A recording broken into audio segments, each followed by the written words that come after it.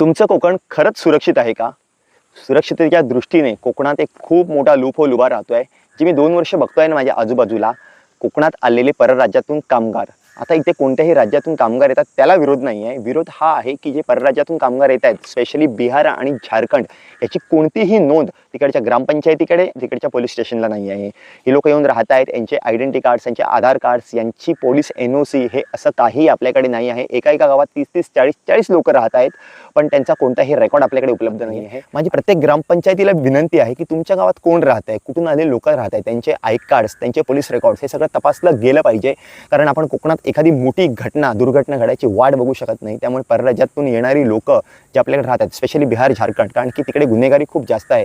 तिकडून इथे आलेला माणूस काय करून आला याबद्दल आपल्याला जराही कल्पना नाही आहे. त्यामुळे यांची पोलीस NOC, यांचे आधार कार्ड्स वगैरे ह्या सगळ्या डिटेल्स ग्रामपंचायतीकडे असणं किंवा त्याच्या पोलीस स्टेशनकडे असणं खूप जास्त गरजेचं आहे.